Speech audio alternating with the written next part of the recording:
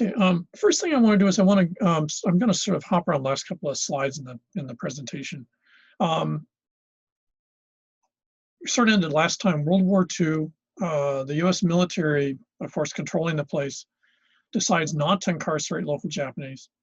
And you see this because if you talk to folks that are here that are Japanese, and you talk to their, say, grandparents or be their grandparents' generation that was around here, most folks will know of someone who was incarcerated in one of the concentration camps. There originally were 3 here on Oahu, then it shrank down to 1 at Honolulu.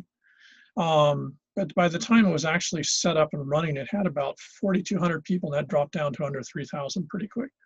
And you have to remember the population of Japanese Americans here in 1941 was around 120,000. So basically, way over 95% were never incarcerated. In fact, I suspect the vast majority were never actually really even investigated by the FBI or whoever. By contrast, the vast majority of Japanese Americans in the U.S. mainland found themselves in concentration camps till basically late 1944, early 1945. And so there was these 2 totally different experiences. And when you think about it, not only does it not make a lot of sense because most of the folks on the mainland, are involved in things like agriculture. I mean, how the hell are you going to sabotage oranges? I have no idea, or who would care? And yet the population here is largely, by 1942, they're almost in one way or another, you're working for the military. The military was the only business in town until basically 1946. So you're either working on a military base, or you're working at the shipyard, or you're running a snack shop where most of your customers are going to be military. So if you wanted to cause trouble, you basically could do it with no effort whatsoever. So if Japanese were a risk, just by definition, there's absolutely no way in God's green earth the military would have allowed them to stay here. Now, initially, within the first couple of weeks of World War II, the military was actually trying to figure out how to ship the entire Japanese population to the mainland to put them in concentration camps, and realized it would take the entire pile of ships the entire U.S. owned to do that. And then it was pointed out to them by the guys in charge here that if you did that, that was 40% of the population, the entire infrastructure would collapse here. I mean, you just couldn't do it. You can't take 40% of a population out of something and not have an enormous impact. So basically, they just decided they couldn't do it.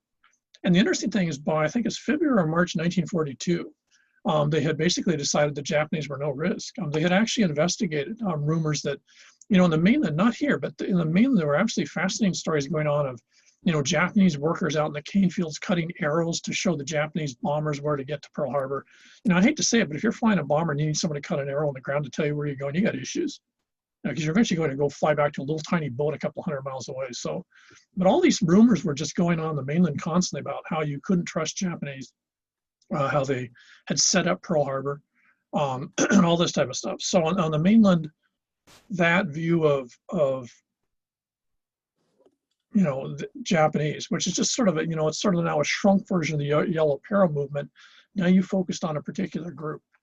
Leads to Executive Order 9066, which is incarceration. There's some really chilling stuff I found years ago, actually when I was at the University of Oregon a million years ago. They actually had a group of sociologists at, I'm going to say Berkeley or UCLA, I don't remember where. Anyways, there were a group of sociologists working for the feds that actually thought this was a perfect opportunity to study prisons. So they actually went into the concentration camps and interviewed local Japanese in the prison camps, mainland Japanese Americans. And there's about 300 pages of studies. They actually wrote a couple of volumes of analyses. And one of the interesting side effects of this is this stuff was coming out in 44, I think, so the war was still going on.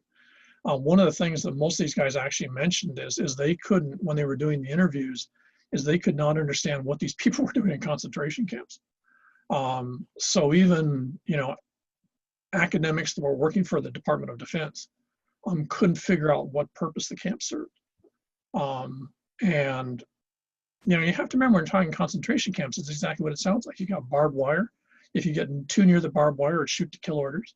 If you escape, it's shoot to kill orders. So it's it is a concentration camp. And you had no contact with the outside world. Anything you did write, eventually, about 6 or 9 months in, they finally allowed people to start writing letters. But they were all censored in the sense that the authorities would open up any correspondence and read it both coming in and going out, and decide what was legit and what wasn't. So basically, people had no freedoms. And you have to remember, since the actual majority of them were American citizens, they're born in the United States, writ of habeas corpus, all the Bill of Rights and Constitution had just been chucked in their case. So if you think about it, it's sort of like the second stage. You guys watched that video, a couple of weeks ago on the Chinese Exclusion Act. The treatment of Japanese Americans in 1941 through 45 is sort of like the second phase of the same thing. And the important part about that is on the mainland, neither of them were seen as different. They were both seen as the same people. Because in the mainland, most of you folks, if you have any Asian heritage and you look even vaguely Asian, guess what? That's what you are. If you say, oh, I'm Japanese, they're just going to look at you blankly. Because to them, Japanese means you're Japanese national. In other words, you just came over from Japan. They're saying, oh, no, I'm Japanese, but I was born here. They're just saying, well, what makes you Asian? There is no concept to the general mainland American audience of subcategories of Chinese, Japanese, Filipino, and then sad to say for most of you guys, that would even include Polynesian. Now, if that sounds really affronting and and it isn't fair, that's true. But then if you think about it, if you're labeled as Latinos, that includes Mexicans, Guatemalans, Peruvians, Chileans, etc. The list goes on and on and on and on. They're all seen as one package group also. And that's because the Anglo-American population that was the majority in American society and ran the society and still does, tends to see all these other groups in these nice, neat, stereotypic packages. And that allows them to basically segregate them in, till recently in whatever way they felt like. And so the Japanese mainland experience was a huge shock. And if you remember that's the video you guys saw. They were used to the idea that people treated them as if they weren't the same. They were used to the idea that they were treated as being different. But when all of a sudden everyone has been arrested, they've been put in prisons. There's been no discussion. There's no judges. There's no jury. There's no nothing. You're just literally at bayonet point, put on a train, and put in a prison. Your goods are confiscated. Your bank accounts are frozen. Now that means you can't pay your mortgage. You can't pay anything. So within a couple of weeks, you're going to lose your house. You're going to lose your farm. Whatever you own isn't yours anymore. And because among other things, you can't pay your taxes, which means the government's going to come in, take your property, take your possessions, your couch, and everything else you own, and auction them off for a few bucks. And so what happened is by 1944, when they were starting to let these people out, they had nothing left. And what they did have in their accounts by then had been garnished by the government to pay taxes. So they literally went through World War II and came out penniless for no fault other than they looked different than the majority population. Only time it's ever happened in American history, to that extent, to an entire population. And the interesting thing is if you talk to Asian American lawyers in the US mainland, especially civil rights types, they're firmly convinced the United States is on the edge of doing the same thing again. They say the attitude towards Asians right now is only one step away from what it was in the 1930s, 1940s. And that's really creepy when you hear those people talking like that, because we don't tend to think of it that way here. To be honest, I don't think anyone in the state really understands the negative attitude towards Asians and how that's escalated in the last 20 or 30 years. But if you talk to these folks in the mainland, they're absolutely adamant that there's no reason this couldn't happen again. They don't know what would trigger it, but they're firmly convinced that the idea that there's inalienable rights to be an American citizen, they say that there's absolutely no evidence that that actually is true. In the eye of the group that runs the system, they make those rights and they can take away those rights.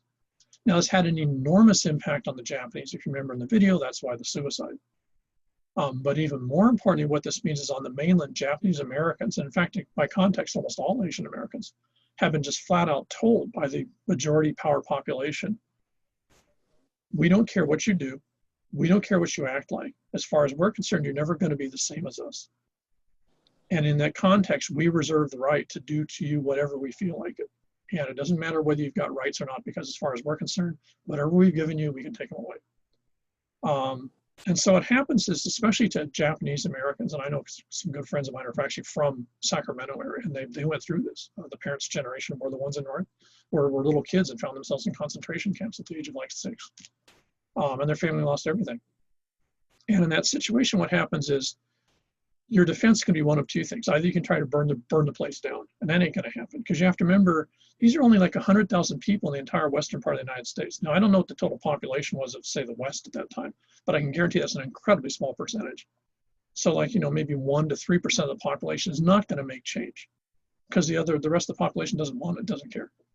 So the other alternative you have is just like a chameleon. You can basically try to disappear as much as you can into the woodwork so that you give no offense, so that no one's ever going to have an excuse to pick on you.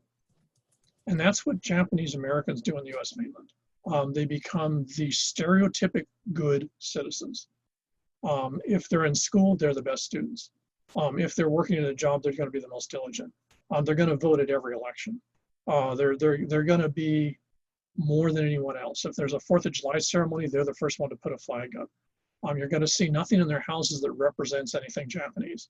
I remember when I was going through with friends of mine in Stockton, they were going through part of what's the Japanese there's a cluster of Japanese houses in a couple of the suburbs there. You see absolutely nothing. It was Boys' Day. You see no one flying carp. No one's going to do anything to indicate they're anything other than mainstream American. So their yard will look like everyone else's yard, but it'll be a little bit nicer. Their house will always be cleanly painted. Everything's going to be as close to perfection as you can make it. If there's 80% of what America is, they're going to be the other 20%, or maybe 25% would be 105% American. And that's how they decided they were going to survive. They were going to make sure that's never happened to their kids or to anyone else again by being uber Americans. Now, one of the ironies is by the 1990s, this actually blows up in their face also. And many of you would find this. If you went to the mainland, you would find that if you went, for example, if you're in grade school or even high school, if you went to the mainland and most of the US mainland, the teachers would automatically assume that you're going to be good in science and math. Why? Because you look Asian, and Asians are always good in science and math. You try that with a population at like Kaimuki High, good luck with that one. But in the mainland, that's operating procedure. You're going to do best in school. The stereotype of the US mainland is if you look at the top 3% of students, they're all going to be Asian. Now, ironically, of course, what that is that's a reflection of the fact that the family puts enormous pressure on people to be the most successful, because that makes you the most American, which is the best protection you've got against being put in a camp someday. So by making you more of something, there was an attitude that then you would be you'd be like body armor, you'd be protected. Okay. Now the irony is, again, by the 1990s, that worked against them. When other minority groups are trying to get their fair share of the pie, et cetera, Asians are seen as traitors in many cases, because they're doing better than the Anglo population that's the norm. And they're doing a lot better than, say, African Americans, Latinos, et cetera. And so therefore, Asians are not seen in the same package as the other groups because they're not fighting the system. And they're not doing well in the system. In fact, they're doing uber well in the system. Never mind what they've sacrificed to get there. That's ignored. And what you find is by around 2000, as the United States starts its conservative swing that it is now, is you then find a bunch of legal pressures to actually take Asians out of minority status. So for example, if many of you were to try to get into Georgetown Law School, you'd find that you actually have penalties against you because a lot, especially in the eastern part of the United States, especially in the Northeast, Harvard, Yale, Georgetown, all those places, they limit the number of Asian Americans they're going to take into high value or high profile programs because otherwise they argue that all the students that were getting in by virtue of their grades would be Asian American. So they basically have quotas, and Asian Americans are being punished for their high-end academic achievements by being underrepresented, but that reflects the statistical quota. So, at the same time that African Americans and other minority groups are increasing access into things like grad programs, you find that Asian Americans are finding themselves hitting a ceiling because they would overrepresent themselves. And so they're actually being, bluntly, they're being segregated against. So ironically, this has not worked to their advantage. And the sad thing is the lawyers were pointing out on the mainland is it also hasn't worked in the idea of being seen as so American as you're untouchable. It has not provided the armor that they thought it would. There's been a number of court cases where being Asian was considered a legitimate reason. For example, being and the courts would actually accept that. Oh, I'm worried about North Koreans attacking. So, I saw this guy walking down the street as Asian, so I beat him up. And the courts are going like, yeah, okay, that's a misdemeanor when it should have been a felony. So, the mainland is not, in my view, the mainland looked like it had changed for maybe 40 years. But I'm starting to have a really bad feeling that it really is, in many ways, the yellow peril movement of the first half of the 20th century sort of went into dormancy, and it's woken back up. So we'll see. Hopefully I'm wrong. I'd like to be wrong. Now what that means then is Japanese here and Japanese on the mainland are very, very different. Japanese Americans here, in the sense of local Japanese here, You know, they do the old bone, they you know, celebrate Boys and Girls Days, all the stuff like that that you see in all the stores, and everyone's into them, and no one thinks anything about it. If it's the right age of your life, then you go Yakadoshi and the whole rest of that.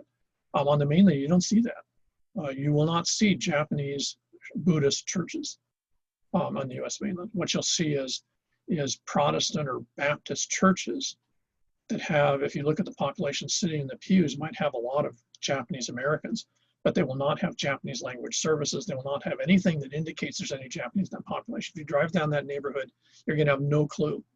That would include things like bonsai.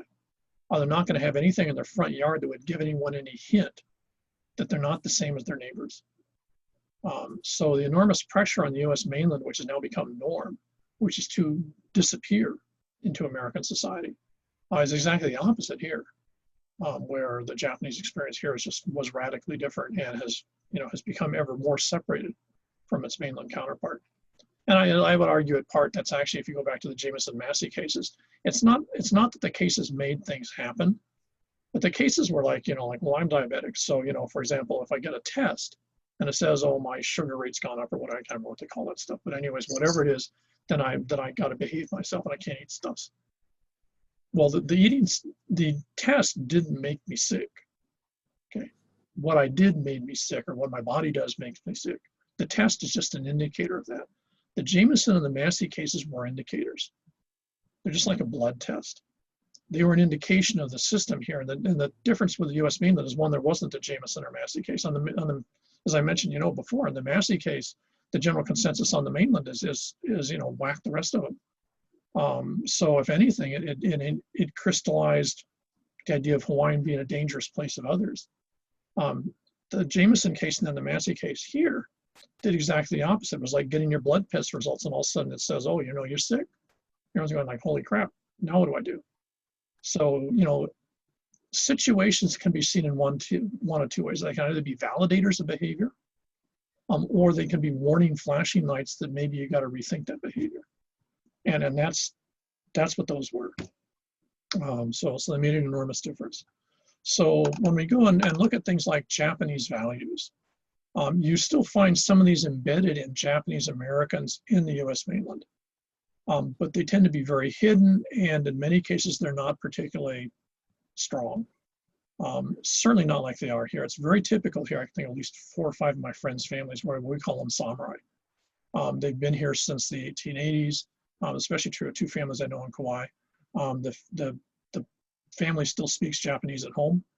The dad still acts like the head of family. I mean, it's like something out of an 1880s Kurosawa samurai epic. All he's not wearing is the outfit with the swords or something like that. So you can do that here. You can be Japanese and be seriously 100% Japanese. And everyone might go like, well, that's sort of retro, but no one's going to think anything about it. On the mainland, that's really a sketchy thing to try. So when you look at these values, these are basically the values that are stronger here. So when you're talking about Japanese Americans, you can't put the ones here and the U.S. mainland into one package. They're a very, very different set by virtue of the different experiences they went through. So what do the values look like? And some of these are Asian. Some of these, for example, will sound familiar because you'll see them with the Chinese. Others are peculiarly Japanese, so I'll sort of point out which are which. Obligation is typical of all Asian societies, and this is also true of Polynesian societies. So with the exception of, basically mainland Anglo-American society, which isn't big on obligation, unless it's contractual. Obligation for most other groups, and the Japanese are a perfect case in point, is based on this idea of balanced reciprocity. If I do someone a favor, then they owe me back the equivalence of that favor. And there's huge pressure to balance things off. There's an enormous stigma in Japanese society. If people do you favors, you don't try to return the favor. And eventually people won't do you favors. In fact, they'll ostracize you. They'll just basically shut you down and you cease to exist. So the idea of obligation, that you do things to get people to owe you, which is what politicians do, and this is local politics here. Or if someone does you a favor, you try as much as you can to return that favor. Because the other groups here largely follow that, that meant that when the Japanese came over in the 1870s, 1880s, they, by virtue of working for a Chinese guy, the Chinese guy gave them a job, so they're obligated to him. and then they're going to try to repay that. And the Chinese guy is going to recognize that for what it is, and that means that they're good, moral, upstanding people. As with the Hawaiian population, if you're Japanese, you're working for a Hawaiian landlord, and you're working really hard to pay back the fact they gave you a job, etc. In Hawaiian society, that too is a very positive thing that good people do. So this is a huge, massive part of Japanese society. You see this classically, which you guys do. And that's if you go, well, once travel starts back up again, for example, if Kyla or someone has to go to the Big Island, so she's going to Hilo, well, she's got to go and stock the shortbread cookie place and bring back shortbread cookies for everyone in the office. Now, mind you can buy the same shortbread cookies here. But if she goes to the other island, she's supposed to bring them back. That's called omiyage. And that's something that's part of every office that I've ever been in here. You come back and you bring little snacks for your coworkers. And that's just sort of, it's a PR thing, but it's also saying, I went out of my way when I went somewhere to bring this back for you guys because you're important to me. And then if Michaela goes somewhere, then bang, here's another pile of omiyage from somewhere else. So everyone's supposed to do this in one way, shape, or form. It's very, very Japanese. The Japanese do this for almost a gazillion different type of things. But the Japanese population here still does it a lot too. So this is one of the really sort of central values that ties Japanese together. But notice how it doesn't distinguish Japanese from other groups. It actually fits them in with other groups. Japanese society is very patrilineal, patrilocal, primogenitor. So Japanese society, you trace descent through men. Men are the centerpiece of the system. You move in with your father's side of the family if you can. And the oldest born in the family has different sets of obligations than other members of the family. You see this a lot, especially with local Japanese here, if the kids are all female. A good friend of mine who was one of the senior secretaries over at UH, she never married because she was the oldest daughter in the family. And when her parents started to get old, she was basically tagged as the one who had to manage the family property, i.e. their house. But she was also expected to take care of them when they got old, so she never married. Because she couldn't handle taking care of her husband's family when she already had this obligation to take care of her family. So that's primogeniture. It's oftentimes thought of as being the oldest male, which is what it is in Chinese society. But in Japanese society, it just means the oldest born. So again, there's nothing about this that's unique. Polynesian, Asian societies all have this patrilineal, patrilocal primogeniture, with the exception of a few of the Filipino groups that we'll get into later in the semester. Three that are totally unique to Japanese, that you not see with other Asian groups. In fact, these two of them you don't see anywhere else. They're just uniquely Japanese. Is the idea of vertical orientation versus horizontal orientation. This has been one of the huge unintentional success behaviors that the Japanese presented. This actually was in that Japanese-American family video you watched. But it wasn't an anthropology video, so they weren't talking about it in a technical way. Let me do the other version first. In American society, most Americans statistically, and despite the fact that if you guys were on the mainland, you would like to be upwardly mobile. You're going to university, maybe your parents didn't you want to get a better job, you want to live in a nicer house, you want to upscale yourself. The reality is most Americans don't. Most Americans live in the same socioeconomic level as their parents. So they might move to a different town, but they're going to live in the same type of neighborhood. They're going to marry people who have the same interests and values that are part of the same socioeconomic group as themselves. So even though you can move up and down in American society, the vast majority of people don't. Now, what that also means, you tend to affiliate with people only in that same group. And you guys can classically see this if you guys worked for, like Target. So you guys get a job at Target here and you get promoted and you move to the mainland. And then eventually you move from being one of the folks working there to being a store manager. At that point, one of the things you'd find is someone who actually was in that situation. You'd find that you're not invited to parties anymore. You don't go out to your coworkers for Halloween. You now are going to have parties with other managers of the other Target stores. You're going to do stuff with the other managers of the other Target stores. You're basically told to disassociate yourself from the people you used to hang around with because you've now been promoted and you're now considered part of management. You're not part of the workforce. This is very, very American. It's not unique. You see this a lot in Europe too. This is what we call horizontal orientation. So you can think of like layers of a cake. Each layer is its own group, and then they're separated. There's another layer, and there's another layer, and there's another layer. Americans do not interface this way very well. American society is very hierarchical. So there's people on top, and then the different layers, and then there's people towards the bottom, and each group does its own thing. Okay. That's horizontal oriented society. Now, Japanese society isn't. and this is very striking when you go to Japan. If you've ever been there, you should if you get a chance. As Japanese society, when you walk through a neighborhood, you'll find all sorts of different types of values of houses in the same place. You'll find it mixed in with businesses. It's not usual to find a house next to a pachinko parlor, next to a moped repair shop, next to a bakery. Then 3 or 4 houses. One of them might be a really nice house, and some other ones that are pretty sketchy. All within the space of 2 minutes walking down a street. You don't get physical separation in Japanese society.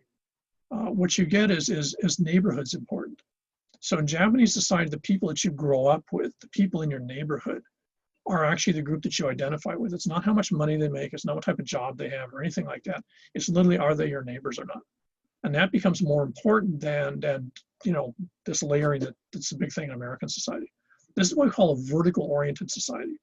A Japanese society is by far the strongest in this that I know of. And you can see this because if you go to any place, if you go to Osaka, for example, where we tend to hang out, or Kyoto, you'll find that people won't identify themselves as being from the city of Osaka. They'll say, "Oh, I'm from the da-da-da section of Shinsaibashi, or the Nichiren district of something." And so what they're actually telling me is that's actually what they consider home. They don't consider themselves to live in a city. They consider themselves to live in this smaller entity. Now we have that here. We're in Palolo. Right across the street is Kaimuki. People down there live in Moili and Macaulay.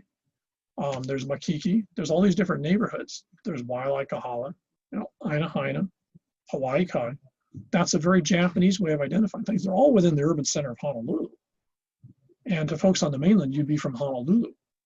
But we don't tend to identify themselves. If I think I'm from Pearl City and someone says you're from Honolulu, I'm kind of like, what? That's a Japanese way of looking at it. So neighborhoods here actually reflect in part this Japanese attitude of the neighbors are really important people. And you will see this here. Neighbors here, especially if the neighborhood has a lot of Japanese, tend to be very close. People talk and interact with their neighbors a lot. If someone's going to go to Vegas for a weekend, they'll let the neighbors know to watch the house. Folks, that isn't that common on the U.S. mainland. On the U.S. mainland, you hire security companies. Okay. So what you get here is the vertical orientation is a reflection of Japanese values. Now, in the U.S. mainland, what you're going to find is even though Japanese Americans in the U.S. mainland might have some of that vertical orientation, they can't use it because their neighbors get very uncomfortable if they try to get too close to them. So they're going to reflect the mainland American thing of horizontal orientation, though that might have not been the original value system of the family. The two that are really, really uniquely Japanese, the first is the ie. On one hand, Japanese society is very big on family. But the interesting, if you go back in Japanese history, and you actually see this even to a certain extent with Japanese here, the actual term for family, or ie, is the people that live under the same roof of a house. So in Japanese society, again, think of the idea of neighbors. You have a group of people who aren't actually related by blood, but they live under the same roof, especially true, say, in a farm area. Then they are seen as relatives. By reverse of that, if Noah lives somewhere far away, even though he's my cousin, he's not as much of a relative because he's far away. He's not next to me.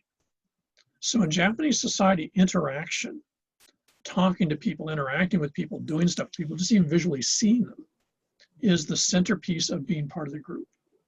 It's not a genealogy chart or a family tree, and it's not even the last name. So in Japanese society, where you are defines your relationships with other people. Now, this is something that the rest of Asian groups do not understand at all.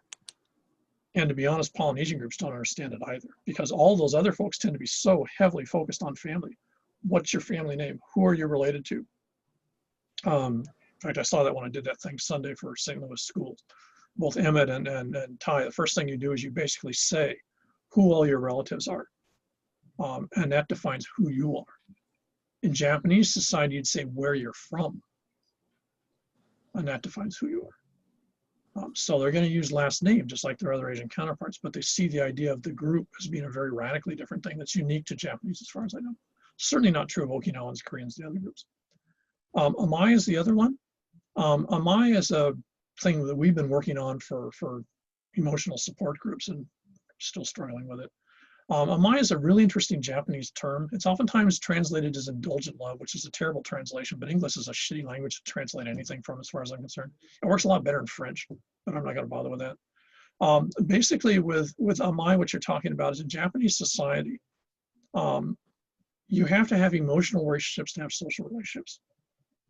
So you can't have friends unless that person has an emotional bond to you. And the emotional bond has to happen first, then the friendship happens. So, what this means is the whole sort of Facebook or Instagram idea of friending someone. That this is like the reverse of that. It doesn't happen that way. And it works like this, and it's really hard to do without. I'm going to use my hands. I don't have a chart here.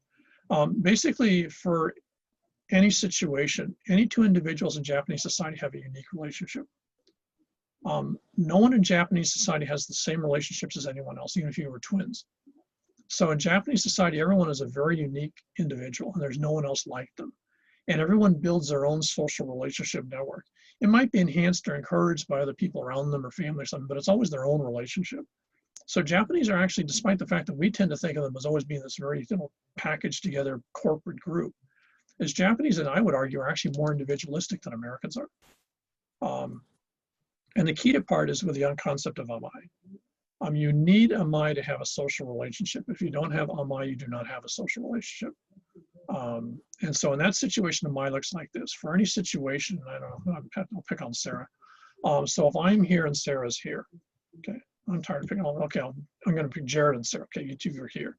So if Jared and Sarah meet for the first time, if you understand Japanese, the language well, you'll find that one of the awkward moments in Japanese society is when two people meet that don't know each other.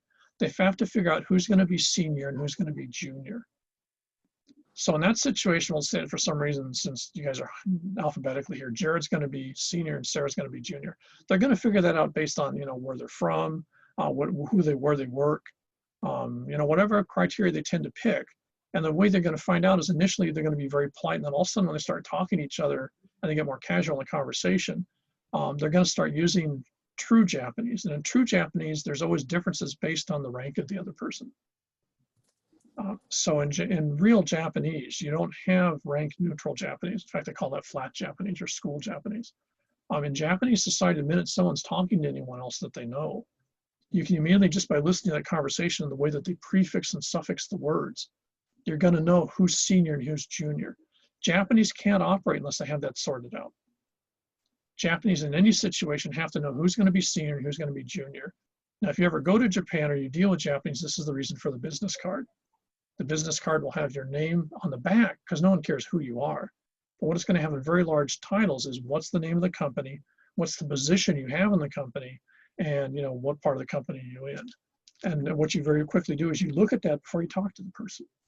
You bow, look at that card, you know what you are, they know what you are. So in the space of a couple of milliseconds, you then scored each other and figure out who's going to be senior, who's going to be junior. And you'll see, because in Japan, that's why you do a second bow. In the second bow, the person that's supposed to be junior will bow lower. The person that's supposed to be senior will bow a little less. And that way they've now acknowledged they agree who's going to be senior and junior. So Sarah's going to bow down a little further than Jared. Now, if they decide they're going to have a social relationship for whatever situation, maybe they're going to have to start working together in a business situation. What they're going to do over time is, if this is a strong relationship, is Jared, by virtue of being senior, is supposed to start acting like a parent or an adult. Sarah, as being junior, is supposed to act like a child. And this is what they mean. It's oftentimes called amai. A better definition would be a child's love for their mother. So what you actually see, and you see this all the time in Japanese society, it's the normal way that you interact in Japanese society. You'll see one person acting out like a parent role, and that involves like being a counselor, always being calm, collected, always being the voice of reason, and calming the other person down. The other person will frequently act like a real petulant, spoiled little brat. They won't do this in public, but if they're interacting with a person personally, then they will. And they'll be constantly bitching and complaining about everyone and how the day didn't go well for them and how so-and-so's an idiot, and this person will be calming them down. You can always see this. One reason why it's always fun to go drinking where Japanese go drinking, if you understand Japanese. You can just see this play out. Every conversation will look the same. The players will be different. It's like a bunch of different people all playing poker. The game's the same game.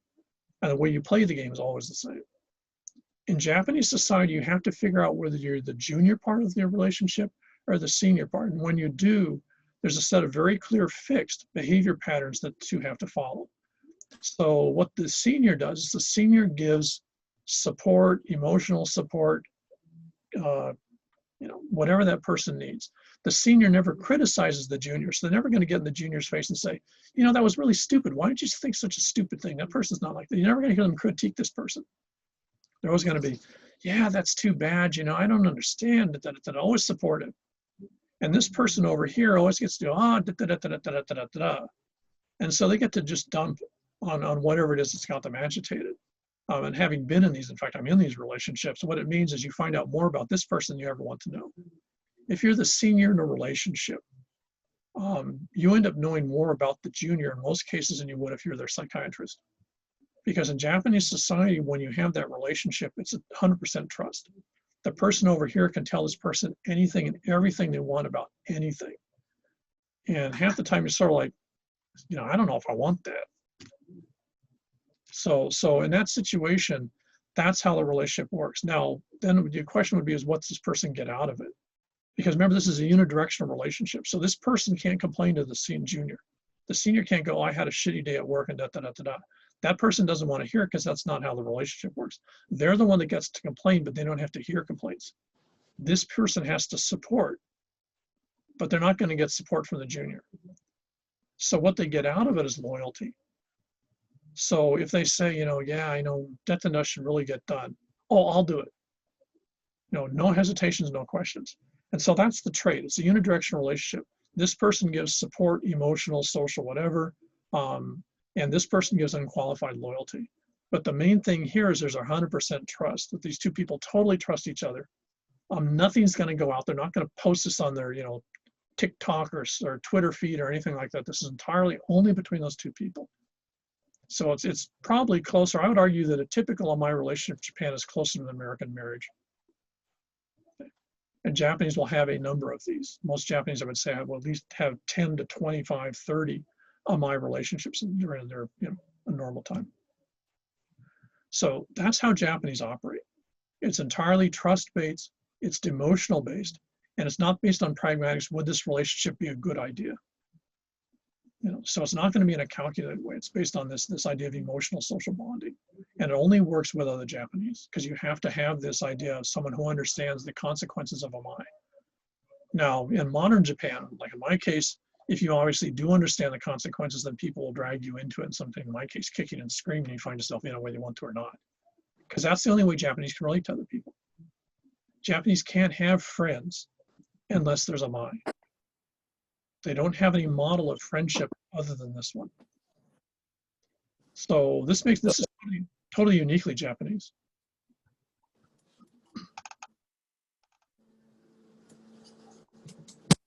Okay.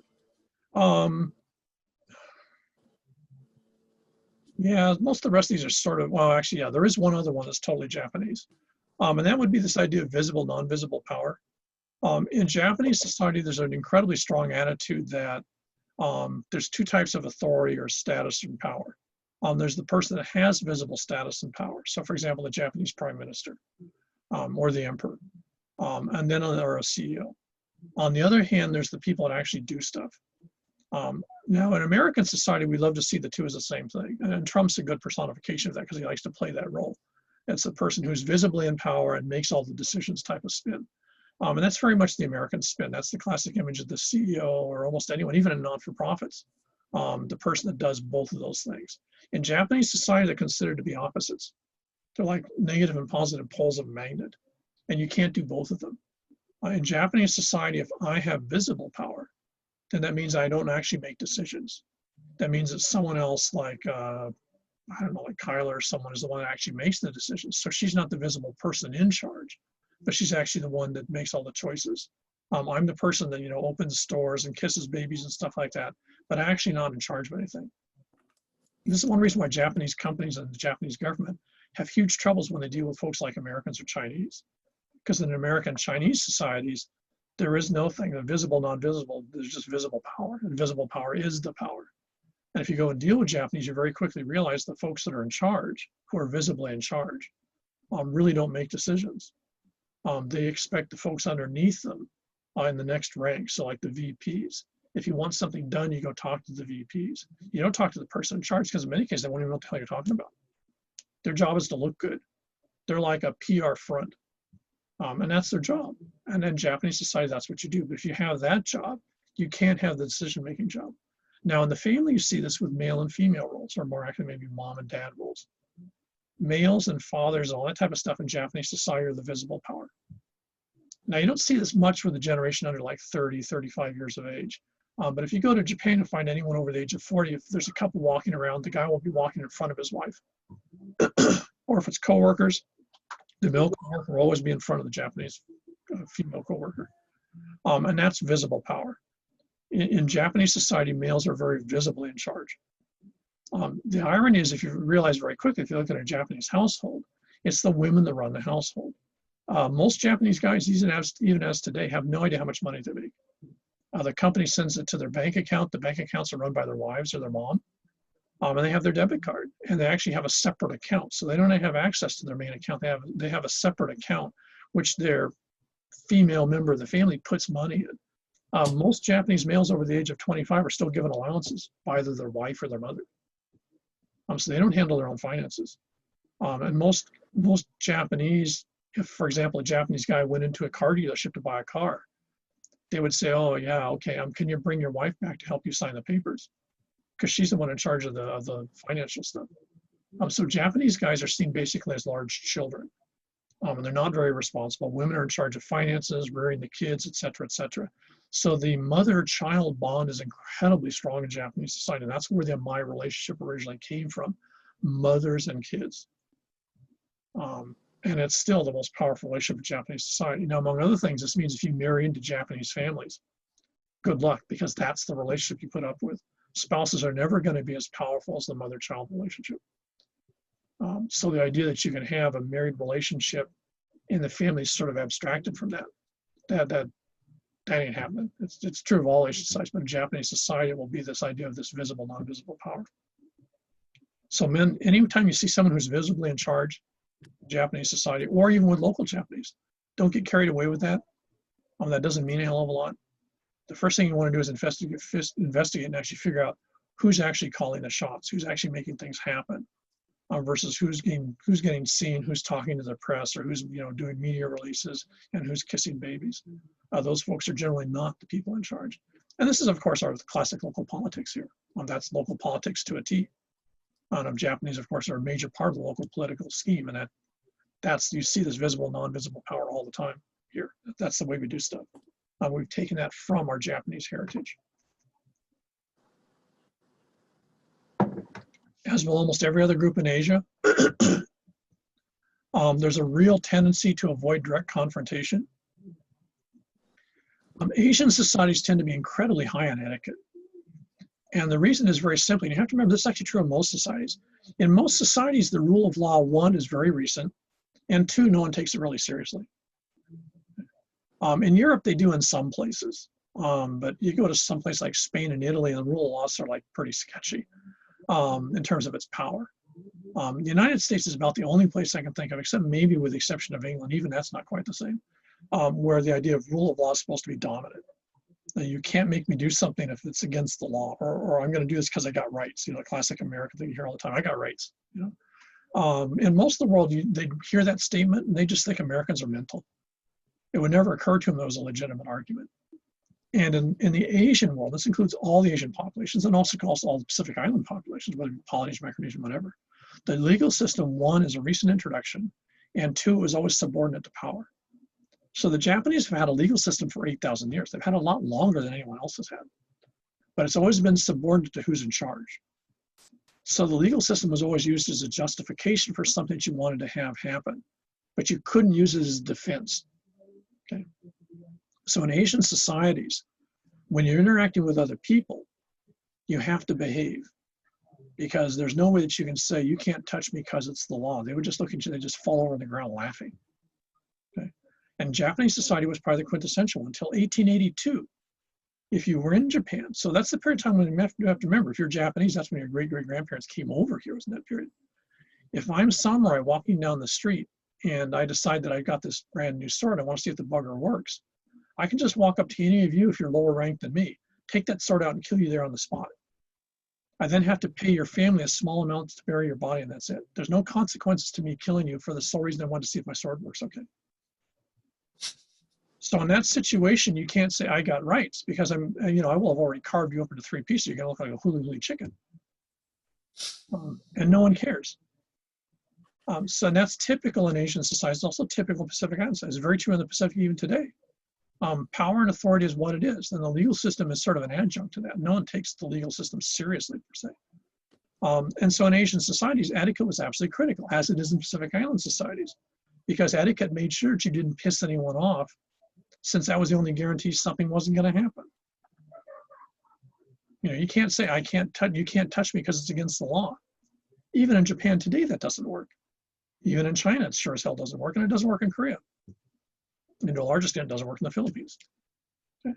So in these societies, etiquette is absolutely critical. So among one of the other side effects or consequences of that is you do everything possible to not piss people off by virtue of opening your mouth or by virtue of what you do. And so this is why in Asian and Pacific Island societies, etiquette is so absolutely incredibly important. People follow the rules of etiquette because when you're dealing with people you don't know how much power they've got. And that power could, till recently, literally get you killed. And in today's world, it could make your life miserable in a millisecond.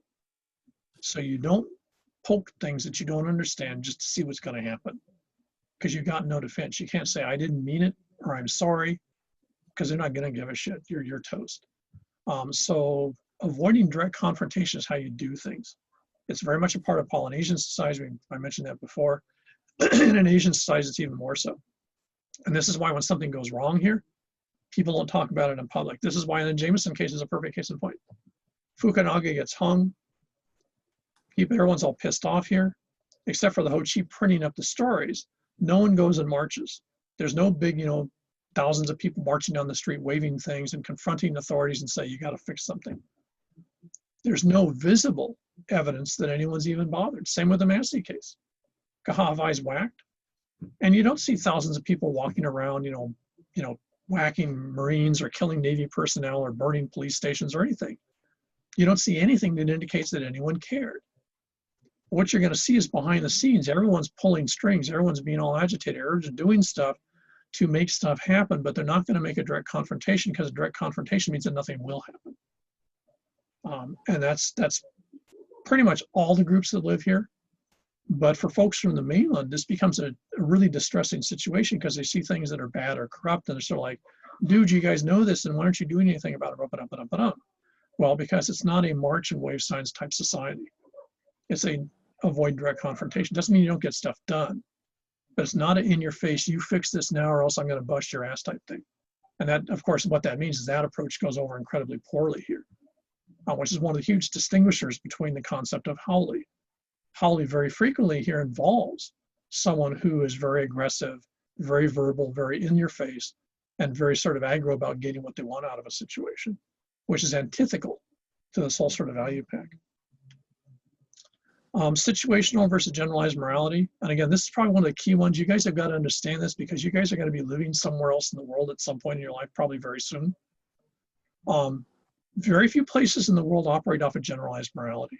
American society theoretically does, though I'd argue it's not as present as we like to pretend it is. Generalized reciprocity is oftentimes based on moral precepts, usually religious.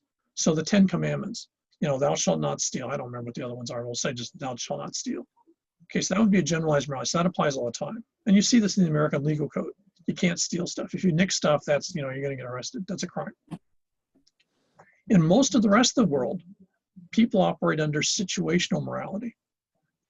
In their system, each case has to be viewed on what was that case. So you can't say stealing stuff is always wrong. If someone's starving and their kids are starving and someone else has got more food, they're going to throw it away. If you're taking that food from them, technically that's theft, but on the other hand, the family's being fed, so if they were going to throw that food away, is it actually theft? Or more relevantly, is it actually something that's morally wrong?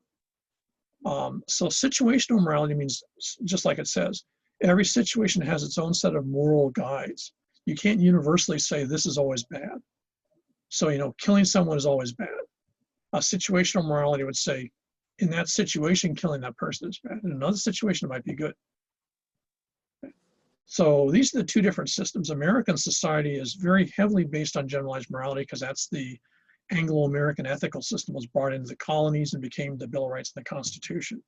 Everyone all the time. Think of that, you know, that, well, that thing you did. Think of the plaque on the Statue of Liberty. Okay. Situational morality is just the opposite. Everything is itself. Everything's unique. You can't use broad brushes and paint everything. Asians and Pacific Islanders all operate under situational morality. Most of the world operates under rules of situational morality. So if you go around saying, well, you can't do that, that's wrong, and you have no cognizance of what the actual situation is, people are going to think you're nuts. Because it's sort of like thinking, we don't even understand what the hell's going on. What right do you have to critique it? And you hear that discussion a lot here, when people from the mainland especially come in and say, oh, this is wrong and you guys shouldn't do that. Frequently the response you'll get from folks here is, you don't understand. And what that basically is, it's not a Hawaii isolation thing, it's a situational morality thing. Now this has enormous consequences when you guys go and work in companies that are not American overseas. Because the folks that you work with, the way the company makes decisions, the government, the police, every aspect of that society is going to be based on situational morality. And you can't go around with an attitude saying, well, there's rules. Because in the rest of the world, there aren't rules. There's situations. In each situation, the rules are going to be interpreted and applied differently. And so this is, and again, this is a very key part of how we operate here. We operate off of situational morality. We do not operate off of generalized morality. The mainland likes to think it operates off of generalized morality, though I think they do a pretty crappy job of it. But it's part of the American value system is that you do that. And not surprising, all of this is that in real. It just means that you watch things, but you try not to get involved until you figured out who the players are, what's actually going on, and what's in it for me. So it goes back to this idea of confrontations and morality. So the Japanese population especially is very big, but all Asians are. And sort of watching situations and not making necessarily a lot of noise. And it's very hard to figure out exactly what they think about something, because they're not going to be visibly in it until they've figured out what's going on. And that's typical in Asian societies. Now again, especially for Americans, and I would argue especially Americans in the social media age, you've got about 2 milliseconds to jump on a cause, and then next week you'll jump on another cause. We were talking about this last Sunday. And so this is not something that I think Americans even understand. In the United States, if you don't support your friends right away, they're going to be all, giving you gas, even though you don't understand what it is you're supposed to support. In Asian systems, it's just the opposite. You wait till you figured out what the hell's going on. Among other things, you would check in your amai relationships to see what your seniors think about something before you jump into it. And that's considered to be responsible behavior. And obviously from all of this, and this is very, very true here, no one has the same social rank as anyone else. There's no two people in all of Japan that are the same rank socially. Everyone is different. It might be just a little micro whatever, but no two people are the same. Having said that, because you don't have horizontal relationships, no one cares. It just means that you treat people that are higher up you with respect. The people that are higher up treat the ones underneath them with support, and basically, you got to help them out type attitude. So it doesn't impact the social relationships in terms of whether they're going to have them, but it does mean you're constantly walking around not thinking people are like you. And again, if you think of mainland American society, one of the common dissertations that you get from Americans is, oh, they're just like us, or oh, they're just like me. And trust me, when Japanese hear that, even if they know English really well, they're sort of going like, what the hell? Because they see everyone as being unique. And ironically, for a society that loves individualism, Americans don't see anyone as being unique. Everyone's as good or the same as anyone else. So Japanese value systems and American value systems are radically different. And so if you're Japanese American and you're fourth generation, you're living in California or someplace in the US mainland, you don't have a lot of this because you can't keep these effectively and be part of accepted mainstream American society. If you live over here, where most of the Asian populations have something like this, you can be very much a part of this. And for example, our governor is a good case in point. Ige is a classic, he's got classic values that just, fits this checklist personally. Does he do a particularly good job as a governor? No. Because in American society, if you're a governor, among other things, you're supposed to make decisions really quick. It's the American stereotype of the CEO. And people are constantly dumping on this parade about, well, you're not making choices, you're not seen to be in charge. And from a Japanese standpoint, that's the way it's supposed to be.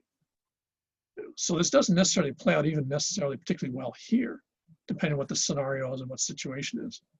But it's much more understandable if you understand that's the value system you come from. So I guess with that, let me start just a little bit on this. Okay, let me switch this out here.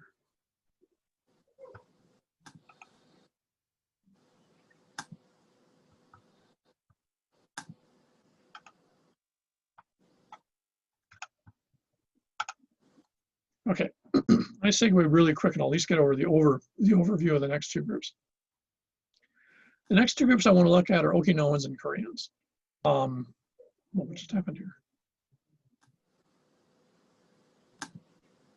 I mean, there's like, oh, there, okay, it showed up again.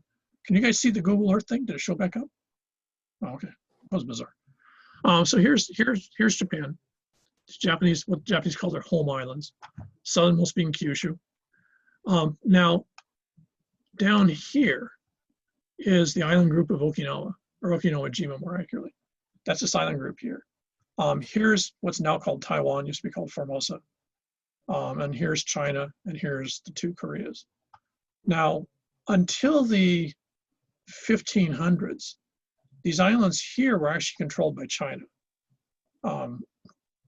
Chinese have always had a fairly large maritime presence in Asia, though it's never been a key part of their foreign policy until recently. And so what you get is, in fact, if you go back way in history, if you go back into prehistory, in fact, you can see it here. If you notice, it's actually quite shallow. Back till about 3,000 years ago, this was actually pretty much, a lot of this was dry land. Most of this is only about 40, 60 feet deep.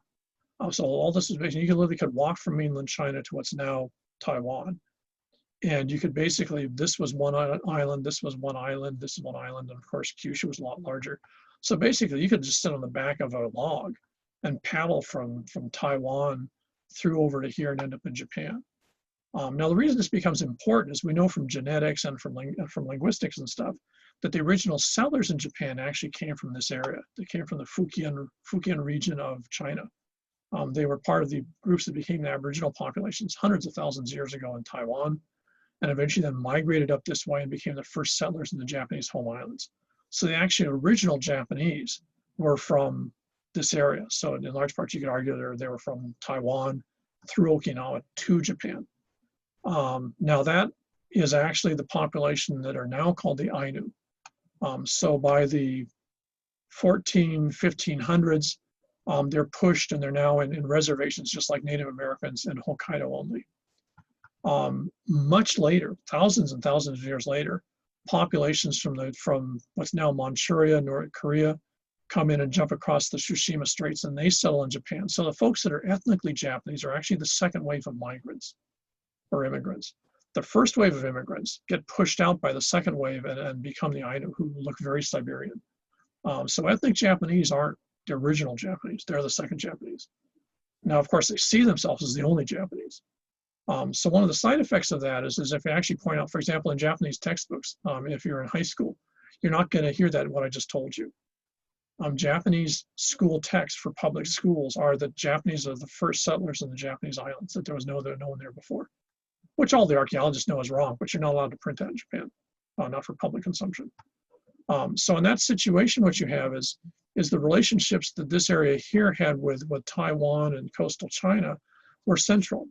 And this population here speaks a language that's actually very similar to the Aboriginal languages in the east coast of Taiwan, Formosa. So Okinawans weren't related to the population that settled Japan. Okay, that was this movement this way. The Okinawans are part of the earlier movement this way. So they're part of an older migration wave. So in that situation, what happened is Okinawans developed their own cultural system. It's very closely related to, again, some of the indigenous populations in eastern Taiwan. So they have their own language, they have their own cultural value system. It's very sort of Chinese in many ways. And they pretty much did their own thing. Around the 1300s, you'd have developed the huge sort of samurai influence, the highly militaristic samurai Japanese that you're probably familiar with movies and all sorts of stuff like that. The guys in the southern part, especially the Satsuma Prefecture, which was the southern part of Japan, were famous for pirates. And so what they did is by the 1300s, the Japanese were feared around East Asia for piracy. It literally comes in droves of, a bunch of ships and literally hundreds, in some cases thousands of warriors, and just literally destroy the coastal China, destroyed most of Korea, this, that, and the other time, and also slaved the Okinawans. So initial Japanese contact with Okinawa was slave runs. They would go down to Okinawa, attack the Okinawans, take slaves, and take them back to Japan, but always as slaves. By the 1400s, they've decided that the Okinawans are, not a risk, and they actually move samurai down. They take over Okinawa as part of the Satsuma prefecture, but they still see Okinawans as being a different type of person. So in the Japanese view, in the samurai period, Okinawans were actually subhuman. They're considered domesticated animals. And when we switch into the 1600s and you end up with the Tokugawa shogunate, they take over Okinawa and actually make it into part of Japan, but it's still with this very strong attitude that Japanese are not people. Japanese sort of look like people. In fact, the term usually used in Japanese bureaucracy by the Tokugawa period, they called them monkeys. And that's how they saw them. Okinawans had absolutely no rights in Japanese society. They were monkeys. They were very well-trained monkeys. So Okinawans were frequently, shipped up by the numbers into Japan as slaves. That persists right into the 1800s. Nothing changes. When Japan becomes a country in the modern sense, the Meiji comes to power in 1868, 1874, and Japan becomes a, quote, modern country, the country of Japan, the attitude towards Okinawa really doesn't change. Right through the end of World War II, Okinawans were not given guns to fight in the Japanese army, because the Japanese were firmly convinced if you gave an Okinawan gun, he was going to shoot the Japanese officer before he was going to shoot the Americans. So Japanese never armed Okinawans. So when the United States invaded and took Okinawa in 1945, the Okinawans died by the thousands, but they were not allowed, probably in most cases didn't want to fight for the Japanese. They had never been accepted as Japanese. And thousands of Okinawans were by then forcibly moved to Japan, working in factories as prostitutes, whatever, because they were just things, they weren't people. What this means is, as we'll see, is the Japanese saw the Okinawans as a really handy population to use for things that they didn't want to do themselves. Now, just to sort of finish that off, Japanese for the last 900 years, and I have no idea why, have always had an attitude about Koreans. They invaded Korea, and I think someone actually figured out once they've invaded Korea something like 8 times in the last 1,000 years. Koreans have never actually invaded Japan. When the Mongols take over China, they run an invasion from Korea to Japan, but it's actually the Mongols. The Koreans themselves have never picked a fight with the Japanese. The Japanese love to pick fights with the Koreans. In fact, the classic example in the 1580s, Hideyoshi, who's by then the ruler of Japan, the samurai in charge, is stuck. He's now won all the wars. He's got this huge army of Japanese samurai who's basically the only thing they know how to do is kill people. He doesn't know what to do with them. He can't retire them because they're going to be they're all like the worst possible case of PTSD you've ever seen. So he just can't have them integrated back in society. So what he thinks is, hey, he literally declares war on Korea, tells his army he wants them to march to China, and then throws them into Korea, basically figuring they'll kill themselves off and has resolved the problem. So he starts a war for the purpose of getting rid of his army. And he thinks, hey, let's do that in Korea. Why not? It's the only thing it's good for. So the Japanese invariably have invaded Korea any number of times. And the last time was in the early 20th century. They start to basically see Korea as a very useful colonial opportunity. They intentionally destabilize the Korean government, and in 1910 they take over Korea and make it a Japanese state. At that point, what they then do is then start using Koreans, and this includes all of what's now Korea. They make Korea into basically a slave state. So by the time World War II is ended, they basically imported hundreds of thousands of Koreans to work in factories in Japan where they're treated as slaves just like the Okinawans. This has become an enormous issue. If you ever want to see this, it's a very contentious issue between the Koreans and the Japanese. Now it would be called comfort women. Thousands of Korean women were basically taken and at gunpoint forced to be prostitutes for the Japanese army. They were shipped around in units.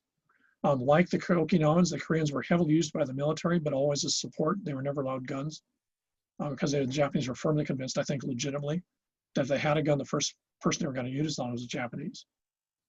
So in the 20th century, the Japanese controlled basically 1910 to 1945, the Japanese controlled all of this area and treated these people worse than dirt. And that becomes of consequence because that has a lot to do with the whole plantation period here, which has to do with the next recruiting wave, which after the Japanese aren't allowed to come to Hawaii anymore, is then they tap the Okinawans and the Koreans. Okay, so that will stop there. And it's also one of the reasons why Okinawans and Koreans don't like Japanese at all, especially, I should say, in Japan. Here it's a little different proposition, it's more complicated. But in Japan, if you're Okinawan, you're still not treated as a regular citizen, even though they technically are.